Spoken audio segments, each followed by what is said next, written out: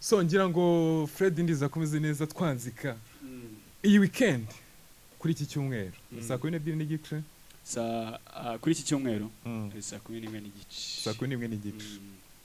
so ku munsi wa 30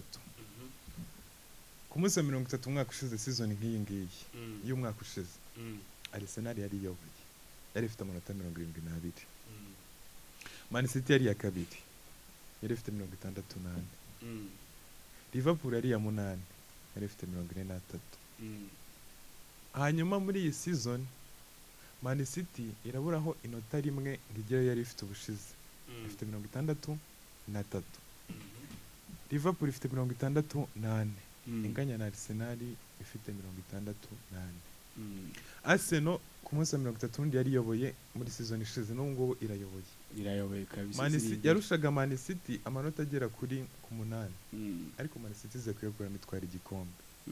ubu ngubu irayirusha inota rimwe kandi kanganya na Liverpool Arsenal ejo ifite umukino na Man City na Arsenal uri guha amahirwe Arsenal ndi guha amahirwe urakoze cyane kubwiyo mibare ni myiza cyane ukuntu wanze kubinyuramo bisasiye neza kabisa nk'umuntu w'intiti muri ibyo bimetiriza aba ni sawa cyane ubu ngubu urambitse neza sante kuri izo detail ikipe ya Arsenal ubu ngubu iri gutozwa n'umugabo wahoze ari umwungiriza mu ikipe ya Manchester City ari nyuma ya Pep Guardiola nyuma y'imyaka myinshi ari mu ikipe ya Manchester City yaje kugera igihe mu mwaka wa 2019 aravuga ati kancuke nayo njye kureba ko ari icyo nakora bwa umenye wampaye njye kureba ko nabubyaza umusaruro ku kintu tumenyereyeho umugabo witwa Pep Guardiola se wa mbere yari arekuye ni benshi aravuga ati komeza ntari wagenda nzazana n'abandi 2019 rero abaherekeje mu ikipe ya Arsenal Gunners Arsenal mugani wa de Arsenal rero nyuma y'imyaka myinshi umusaza wenga ifite mu biganza basunika cyane biza kugera igihe imbaraga zirashira ibi bintu biranegekaza umugabo witwa Jurgen Klopp nawe arabitweretse kuvuga ati nyuma y'imyaka 9 yonyine hafi 10 yirukanga na Liverpool akuka kashize nawe agiye kuba agenda ubwo tubiye kuri wenga nari nkomoje wayirukanganye imyaka hafi irenga 20 ararekura Arsenal bagerageza kuzana abatoza benshi bigenda bigorana babona ko kubona umuntu uzabasimburira wenga bigoye niho Arteta sasa yinjiriyemo uyu mugabo mu kwinjiramo kuva icyo gihe cyose ngarutse kuri uyu mukino wa Manchester City nta na rimwe yari yatsinda umukino ETIHAD nagaratsinda ahantu yahoze ajyayo n'umuba City ni igihanyanswa giteye ubwoba cyane ariko bibaye akarusho muri iyi myaka ya vuba by'umwihariko mu mukino wa ari muri iyi sezo twamubonye yigaranda itsinda igitego kimwe mu kwezi kwa munani cya Martinelli mu Brazil rero numbaje Arsenal urabona hari amahirwe uyiha nambaje gukomoza kuri ibyo bintu byose byabawenga ukuntu byagiye kugenda kumusimbuza byagoranye kubona umuntu yifata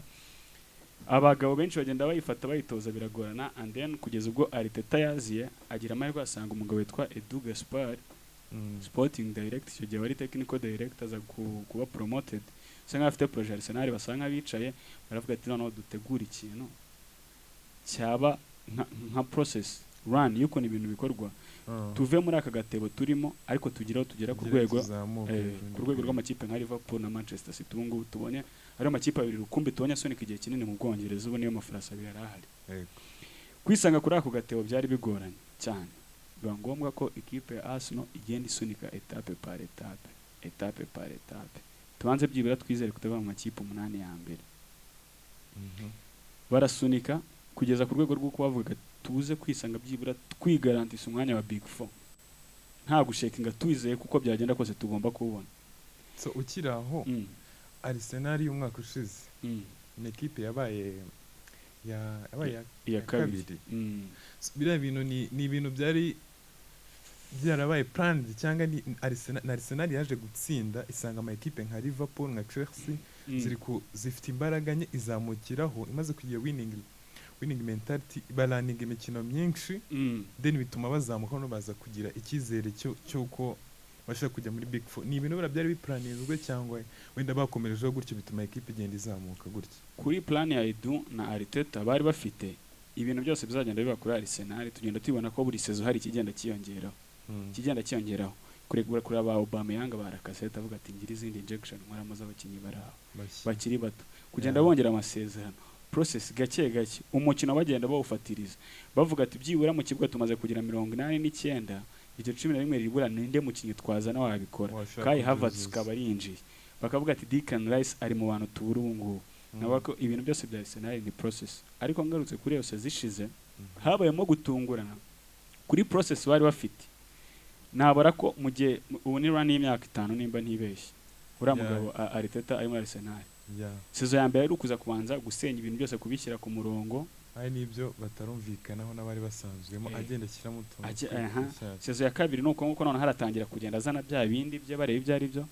iya gatatu noneho bitangire gufata irange iya kane noneho batangire bavuga ati noneho twakigarantisa muri ya makipe ane ya mbere umwanya koko twawubona ku buryo ishaka kugumamo ikagaruka muri Champions League. Iyo ariyo sezo ndi kuvuga y'umwaka wari ushize ariko haza kuba ikintu cyo gutungurana ku ikipe ya Arsenal nyuma yo kubona ko amakipe nka Liverpool yari yasinziriye, Chelsea yari yasinziriye, Manchester City yari gukanyakanya nayo isa nkaho yatwaye yonyine. Arsenal kuri ya mibare bari bifite bisa nk'ibibatunguye basa nk'abisanze hejuru ari bonyine ariko kubera bitari byarateguwe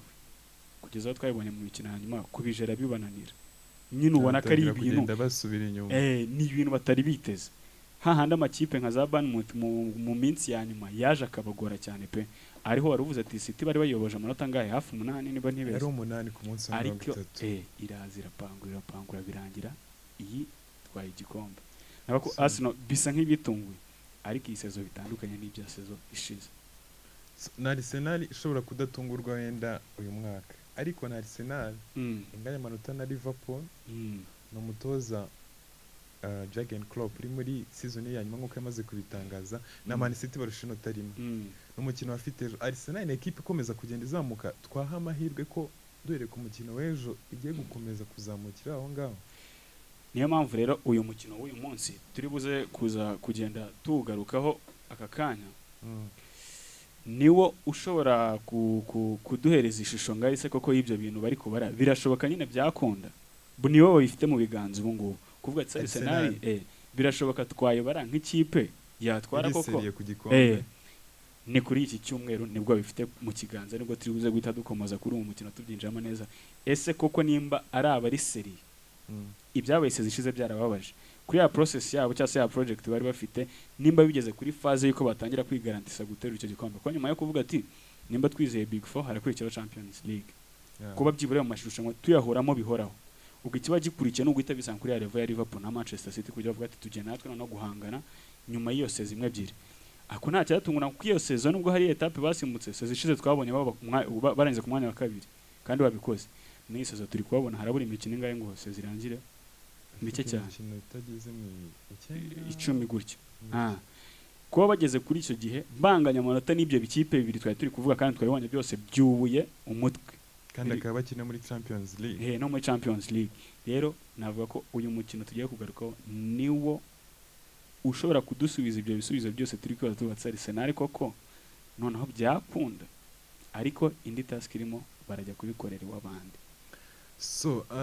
twinjira muri uwo mukino wa Arsenal na Man City na Arsenal kuva muri season 2007-2008 nibwo equipe yeruka gukora double kuri Man City gitsinde ale itsinde na retour so hari amahirwe ko ishobora kubikora ku munsi w'ejo ubwo twinjiye muri game neza tugenda twinjiramo gahoro gahoro reka dore ku bishoboka cyangwa ibidashoboka dore ku bidashoboka byonyine ikibuga bagiye gushakiraho ayo manota 3 tanze kigaruka ni ikihe kibuga Etihad icyo kibuga ni Etihad nkunganiraho gato ugikomeza ni Man City ifite unbeaten run kuri Etihad imikino 38 imikino 33 itsinda n'imikino 5 iyingana na Arsenal rye kwikuraho komereza aho ngaho umbwira nkuko bigarutseho ubwo muri ya mikino 38 ntago ari za Bournemouth zahageraga gusa si za Villa si izo za Newcastle na za Liverpool zaragezwe zirahangayika, za Chelsea zarahageze nubwo ziri kuwaya ndetse tunabishe no mu mikino ya Champions League kuri amakipe yo ku ruhando rugari rwo ku mugabane za Real Madrid zarageze ziragaragurwa. Ni ikibuga ejo bundi twabonye amakipe muri za Champions League mato ahageraga kubitwa batoza akavuga ati ni ubwa mbere nyine n'ikipe ndusha umupira aho no hantu tugiye gutuma Arteta kujya gushakira amanota 3. Ubwayo ni impamvu ibanza guca intege abafana ba Arsenal ndetse na Arteta bikumubwira ati ibintu mugiye gushaka ni ukurira umusozi pana none umusozi uri aho gusa umusozi unyerera bagweho imvura. Ni ibintu bigoye, ni ibintu bishobora kugurana cyane aho duhereye ku madidane. Ikindi twirengagiza iki kibuga bagiye gukina n'ihe kipe? Bagiye gukina na Man City. Ariko ni Man City idafite Kuyirusha, ni Man City idafite Grand Stones, ariko ni Man City yagaruye maestro Kevin De Bruyne tarakinnye muri FA Cup akina na Newcastle. Urakoze cyane. Uti ni Man City ifite Kevin De Bruyne wagarutse, ifite Erling Haaland umeze neza nubwo buri minsi bitameze neza, bikaba karusho ni Man City y'umutoza Pep Guardiola, si buri mutoza wose ubonetse ni ugiye kujya gushakira amanota, kandi icyo gikombe nawe ashaka kugitwara ngakora amateka awe umwe mu batoza batwaye ibikombe 4 byikurikiranye muri Premier League, abizi ko nta gutsinda arahita kujya imbere. Kandi twabonye ko muri ibi bintu byo kuvuga ati imikino isigaye mike 10 twagiye tubona Man City ikukuzaho nk'umugabo witwa Jurgen Klopp yaza akaba umutanga buhamya mwiza, aho yagiye atwara ibikombe 2 ku Kinyuranyo cy'inota rimwe, aho hari aho yamurushaga amanota ariko mu mikino 10 agatsinda 7 akanganya 3 bikarangirwa iyo Man City nta match nimwe itakaje n'ubundi kagitwara ikakimutwara. Rero navuga ko byonye niyo mpamvu yindi yo kuvuga ati ni ikipe bagiye gukina iri monde Kevin De Bruyne, Haaland. Arsenal ni ikipe nziza, ndi kuvuga mu buryo bwa karite, Odegaard muri defense, ba Saliba bameze neza bari muri form, umuzamu mwiza Raya kuri attaque kayari kubafasha cyane, impande ziza za Bukayo na Martinelli nka Swad nka whole team ni beza cyane, bikaba karusho mu kintu cyo kugugarira ndetse no gusatira pe. Ariko hari cya kindi City ifitego n'inziza nka equipe ariko baba killer Kevin De Bruyne na Erling Haaland, kongera no umutakitsi wabo Pep Guardiola, aho naho ndero ndi kubona hashobora none kuza kuberamo ikindi kinyuranye. Ndacyari ku bibazo bya Arsenal nyine impamvu zo gutuma batizera ko intsinzi bishoboka. Nyuma yo kubona ko Etihad ari fortress ni ubwami butavogererwa, tubonye intwaro zica za kirimbuzi KDB, Haaland ndetse n'uyu mugabo Guardiola, ubwo twari tugeze ku cya kabiri gituma umufana wa Arsenal ahantu yicaye azabanza akarya ukundi yabirya bitama amarira. Indi rero mpamvu yo kuvuga ati Arsenal biragoye cyane ni motive w'ikipe ya Manchester City. Nari mbigarutse mu kanya ni igikombe cya kane umugabo witwa Pep Guardiola ashaka gutwara kikurikiranye, avuga wongereho ko Man City ashaka gutwara treble 2 zikurikira back to back, akaba ari bubikoze bwa mbere, akaba ari bubikoze ari muri FA Cup azabona Chelsea muri semi final, ari no kurwanira igikombe cya shampiyona. Icyo kintu cyo kuvuga ati ninge muntu wa mbere ubikoze haragayirwa ari wese aho ku buryo uvuga ati byonyine mu niyo byamubashuti cyangwa mu muryango, kwa kundi avuga ati uyu niwe wakoze ikintu cya mbere bwa mbere bakavuga ati mu muryango buryo uriya muntu niwe wa mbere waguze imodoka bakavuga ati mu muryango nyine kagahiga umuntu aca niyo waba uri mu bashuti bawe, bakavuga ati uyu niwe muntu mu bashuti bacu warongoye bwa mbere. Oya aho ndigaragaza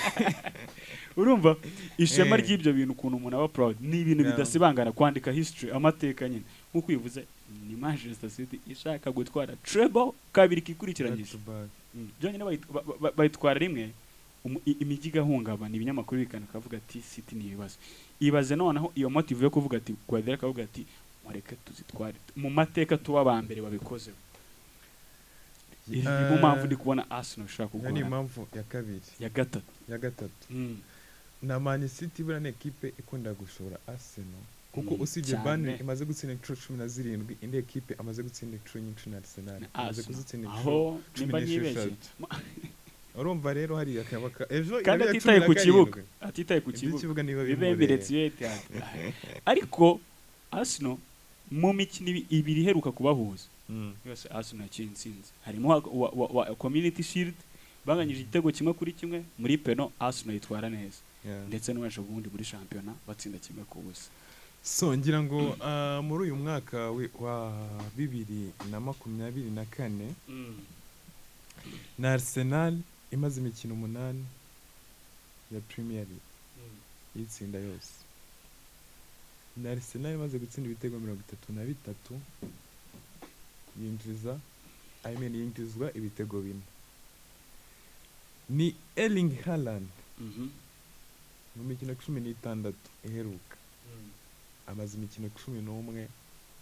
atabona igitego muri 16. Tuyifate gute? Arsenal ifite amahirwe. Uri haye amahirwe ugendeye kuri izo fact. Tugendeye sasa noneho kubishoka kuri iyi match.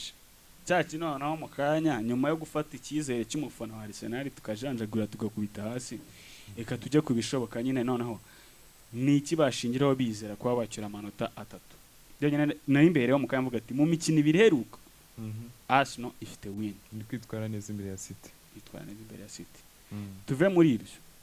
Tujye kuri current form. Amakipe yomba hagaze gute? Ni Arsenal imaze hafi imikino irenga ntago imibare neza itiza akakanya ariko ni Arsenal currently ihagaze neza ku kintu kijyanye n'ubusatirizi. Baratsinda ni Arsenal imaze imikino 3 ikinira hanze itsinda ibitego hejuru ibitego 5. Urakoze cyane kuri mibare iheruka. Bamwita Gusa statistique ni nyinshi cyane irabirya Man City nayo irarya 5. Urumva dushaka kureba twavuga ati ko ba opponents bakinaga bari baraho ariko nanone hariya ku mugabane w'Uburayi ikintu cyitwa advantage kirahari gukura amanota ku bibuga birenga 3 ugenda urasa kandi noneho ntibarasa munsi ya 2 hejuru ya 3 4 5 hejuru ya 5 ubwo uri kumva ni Arsenal amaze kurema icyo kintu bavuga ati ntitwabikorera imbere y'umuryango gusimuhira bari Emirates ahubwo tunagiye hanze twabikora noneho bakubita iyo run y'imikino 3 baravuga ati kuje tutakongeramo wa 4 mentality baba bazamutse tayari byo kuvuga ati ikibuga cyanze ntitugitinya nyine tu. Ikindi gikurikira icyo ngicyo sasa kuri ikipe ya Arsenal ndi busanisha na forme cyangwa se run bariho yo gukubita ukuntu bameze neza. Arsenal mu bwugarizi barabitsinda ariko se batsindwa bingahe? Arsenal gutsindwa ni nk'ikintu imaze nyine ku Arteta amaze kubaka ikintu cyo kudefend kuko nk'aya ama equipe ane ya mbere na Arsenal imaze imikino 4 ikurikiranye equipe nga clean sheet away kuri ama equipe 5 ya mbere muri Premier League ubungu imikino 4 iheruka ikinira hanze equipe nzemo clean sheet ugumva ni Arsenal yagiye harikora ntago narwita urukuta rw'Yeriko reka turwite urukuta rw'Irandani Saliba na Magalhaes bato mu myaka ariko bari gukora ibirenze imyaka yabo ku kintu cya leadership ku rwego rw'uko umuntu nka Saliba batangiye kumujyana n'umuntu witwa Virgil nemera cyane mu Faransa arakira bikagorana cyane witwa Deshaka avuga ati nta kirimo ariko birambibara mu buryo bwa motive aho bati umukinnyi akomeze yongera urwego atazanira n'ikindi gihe. Ni Arsenal ku mpande twagiye tubona abantu nka Bazichenko waya batumiye aso batanga umusada ubona ko bigoranye ariko still n'ubundi rwa rukuta rw'inyuma none ahantu umuntu yitwa Arteta abera ikindi aravuga ati Ramsdale umuzamu mwiza tuyiwanye mu Bwongereza Yego pe ariko ibyo nshaka ntago uri kubimpa neza nkeneye security mwiza byibura ndwaye no kubitsinda ariko nanjye ntawo nyinjiza aravuga ati ajya muri Brentford aravuga ati mumereze umuntu yitwa David Raya abonye aravuga ati reka ibyo ntuzabimanaginga ariko ubu Raya yamaze kuduproving impamvu yaje Raya yamaze kutwereka nawe usibye akantu kejo ubundi yagahushije turiya dukosa rero twa hato na hato turiya duto nitwo twicisha ikipe naho ku ikipe ifite ikitumbereye niyo mpamvu Raya azamo hariya nyine twa turi kuvuga izo clean sheet z'iyo mikino yose iyo haba harimo Ramsdale ndacyaka suku ngo tuba tubivuga gufata rero iyo defense nk'iyo ngiyo ikayijyana imbere ya City urumva byibura bari safe baravuga ati Haaland o Saliba yapfa guhangana ku mpande biramahira abasore nka Timbere turabagaruka mu kandi tugera ku bakinnyi bashobora kuba badahari n'abaza kuba bahari Timbere nawe ashobora kuba yagarutse mwibutsa ko kuri match yari yaravunikiyemo ya Community Shield bakina n'ubundi na Manchester City banganya kimwe kuri kimwe ajya muri penalty Timbere yari yabaye Ikinyuranyo kuri iyo match ibumoso yakora nk'umupolivara rero navuga ko defense y'ikipe ya Arsenal imeze neza cyane sibyo and then sasa duhite tujya ku kintu no cy'ubusatirizi imbere ya defense ya Manchester City mukanya rero bikomoje tugendane bafite abasore nka Kyle Walker udahari n'uruhande ruruceho Martinelli icyago Bukayo Saka ku ruhande rw'ibumoso ashobora kuza kugorana cyane Vadio nta uhari Nathan Ake ashobora kuba hari bwana Bukayo Saka dushobora kubona ikindi kintu twone tubona muri iyi minsi Manchester City defense yabo ntago bari ntago ikakaye cyane dukurikije andi makipe sibyo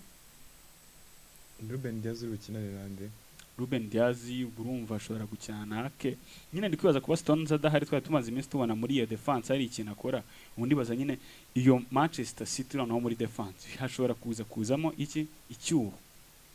kandi kubusatiriza bwa Arsenal twabonye bucyaya hari icyo bushobora gukora ubwo ni impamvu ya mbere nangiye kuri Swad ndetse no kuri forme equipe ya Arsenal irimo by'ibiryo byagaru ikizere cyo kubwira abafana ba Arsenal ati kuri defense equipe ya Manchester City itakomeye muri iyi minsi kandi Arsenal ifite ubusatirizi iri kubitwereka bikaba karusho no kuri defense nziza ya Arsenal twabona byibura bajya Etihad bakagira icyo bakora iyo ni impamvu ya mbere so ukiraho kubana wa bettinga ubijeje yes ubijeje igitego cya Arsenal kuri defense ya Man City birashoboka cyane Arsenal guscoring okay kuri attack yabo okay wakomeza none indi mpamvu ya kabiri sasa tugiye mu buryo buri tactique mu kibuga Arsenal ni ikipe turi kubona ifite ikintu cyiza cyane hari kuna makipe akomeye twajyaga tubona nka Manchester City ego relying ku mukinnyi umwe akigiye Kevin De Bruyne atarimo twabatse Manchester City noneho birakorwa gutya biragenda wa mukinnyi uhangayikisha abantu sibyo igihe atarimo tukabona no bukipe bwa Bournemouth bukavuga ati twakikaza wa muntu ntago arimo ubyibura twibira abakinnyi batatu ugasanga ni ikipe ifite wa muntu relying nyine ari we rufunguzo rw'igitego ariko mu gihe ku ruhande rwa Arsenal ni ikipe yubakitse nka equipe team nta bakinnyi bari individual bari relyingiraho ahubwo ibyabo byose babyubaka nka equipe ibyo nkambibona nk'intwari ikomeye cyane yo kujyana Etihad imbere ya City kuba wakora ku rwego rw'uko uwabanjemo agize ikibazo n'uwaza ari umusimbura yagira icyo akora kuri Arsenal ubasha hari umukinnyi relyingiyeho ku buryo bavuga ati havamo umwe twashije ubundi ngira ngo byari byanze Trossard araza bikinyuranyo abikinyuranyo navuga ko nta wa mukinnyi umwe nyine Arsenal navuga ngo igenderaho umwe gutya nyine zari izo mpamvu kabisa navuga ati Arsenal yajya Etihad ku kibuga hakaba ari icyo bakora ku busatirizi bwabo na defense nziza so ubwo bivuze ngo ni equipe ya Arsenal iri kuri forme equipe ya Arsenal ishobora kubonamo igitego ako yina Man City uko yabimeze kose ifite uramutoza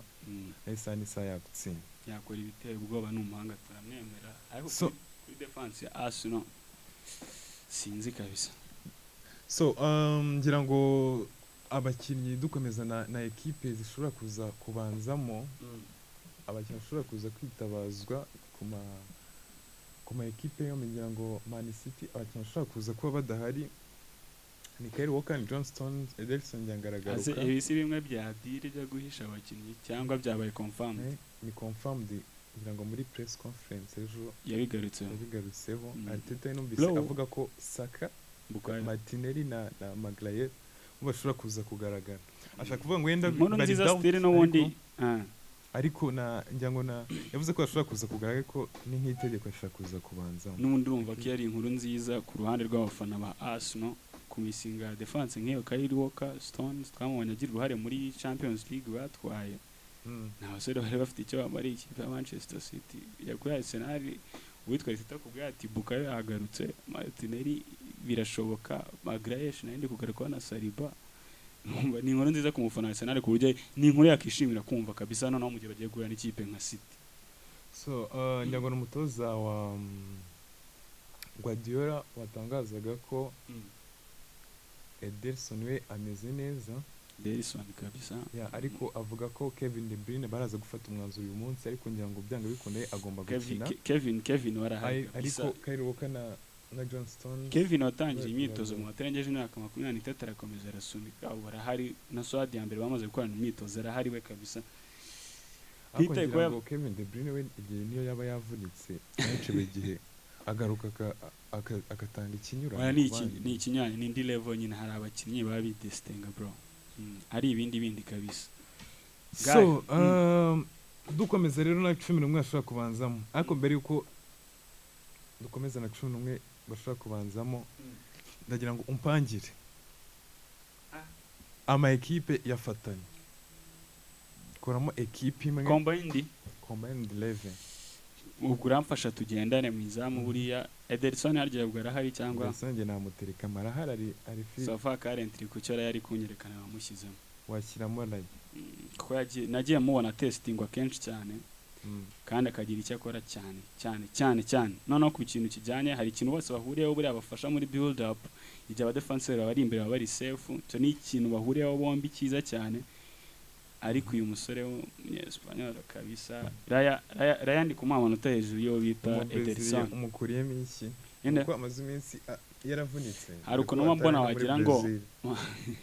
akuntu mbona mu mukino wagira ngo hari ukuntu ari absent, wagira ngo ntahari. Hari ukuntu mbona yatakaye, nimba ari yaba yarambiye bagiye imbere bakamuta wenyine. Ashaka ko yaramenyere ko bahora imbere, ntaga ko yumva n'igi. Rero ari ukuntu Raya ku kintu kijyanye n'aba reflex yageragejwe kenshi, muryamyeho cyane kabisa buri yangiyeho. Kuri muri defense ku ruhande rw'iburyo Kuyirusha ntawe uhari.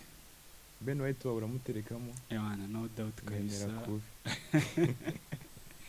Uri witwa Ben White kuba Kayila adahari n'uca abana. Ku ruhande rw'ibumoso ngira ngo Kiwiyoru ubwo na Akes. Kiwiyoru na Ake. Akengo nimeze bitubwo. Umusore wo muri Arsenal ngo ni Jacob Kiwiyoru. No mu gihugu. Kiwiyoru ni bino bihugu bya Scandinavia nimba ntibeshye neza. Ntabwo ari kuza neza cyane kabisa. So ubwo washyiramo Kimwe energy tugendane kabisa. Nashyiramo Kiwiyoru. So far current ndi kumubona ameze neza kurusha Ake. Ako na Ake kubwa experience. Uruhande rw'ibumoso amakipe yombi nta kintu kirimo kabisa. Nta kintu mbonamo. Na kuri nimero 3 nta ama equipe yombi nanga afite umukino. Base ni level zimwe wajyamo wese ntari. Yego Man City kuva Mendy yahura na bira bibazo. Byaragoranye, ariko umutoza ariko agenda abakinishamo abadefenseur aba muri tunyarutsa dise tuva kuri line up ariko taturira umwanya.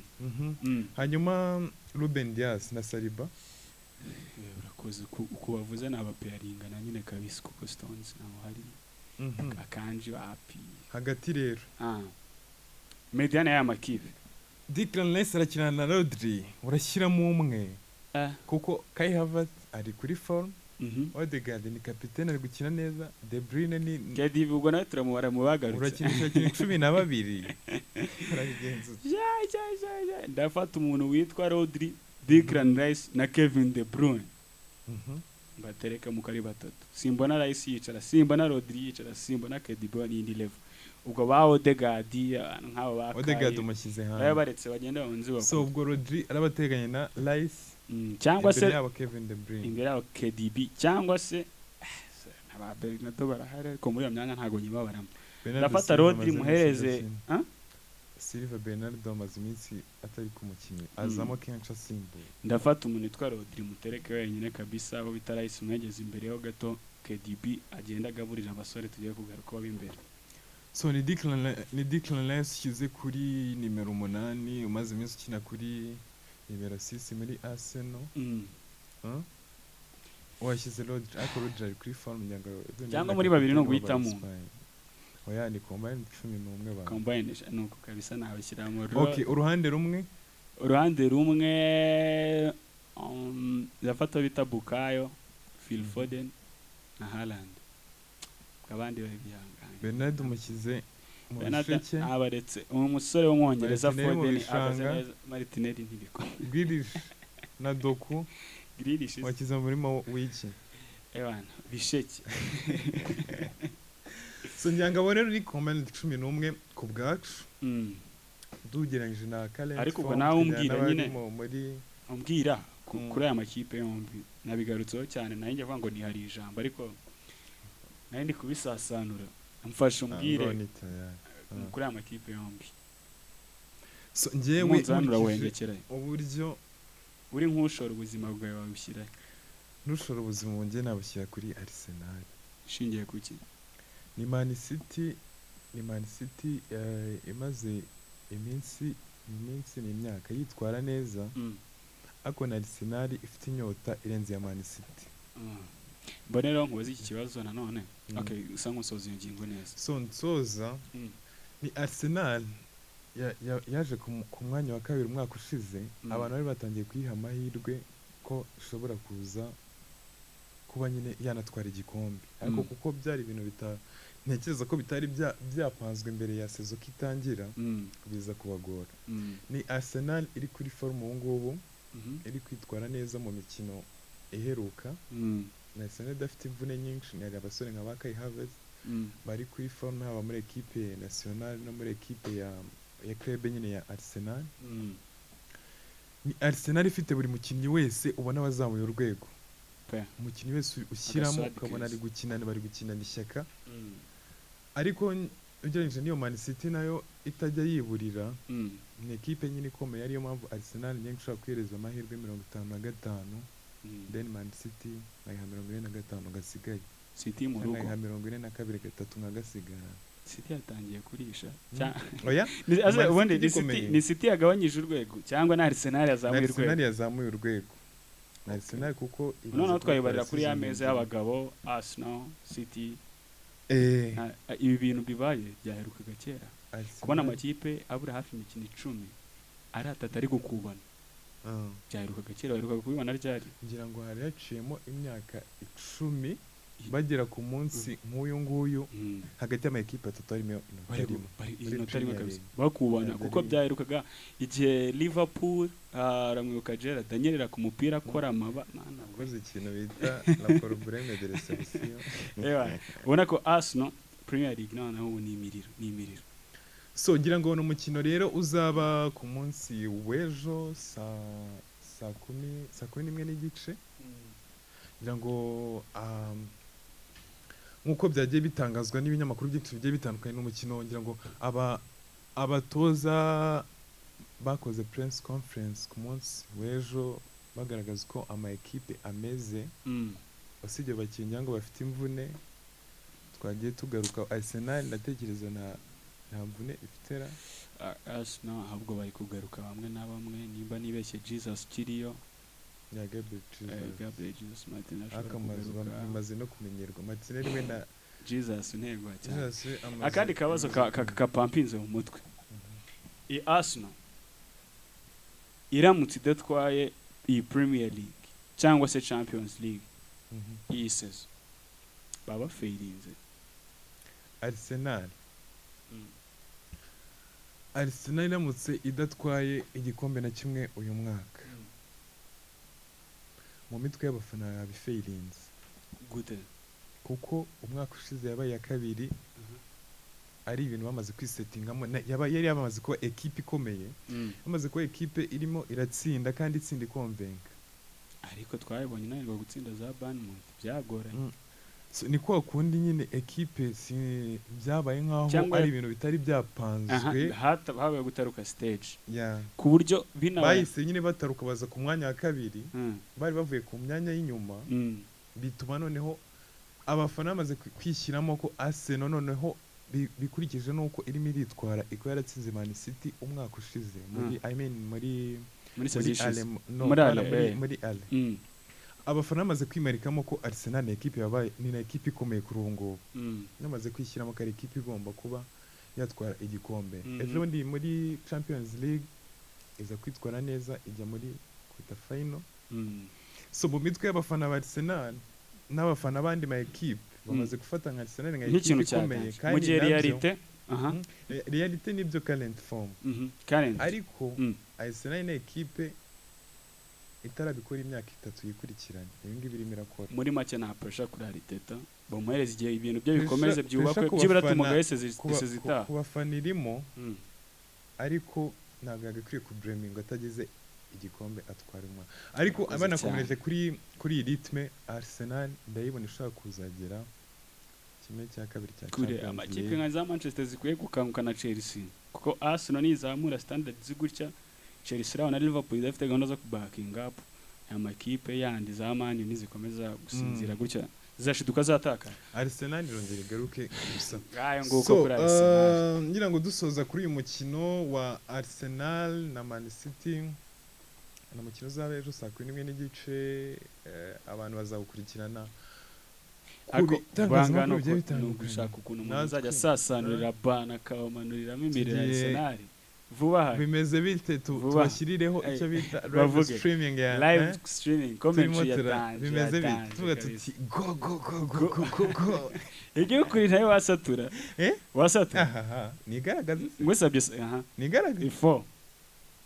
ataraversera route ariko banamwumvira so reka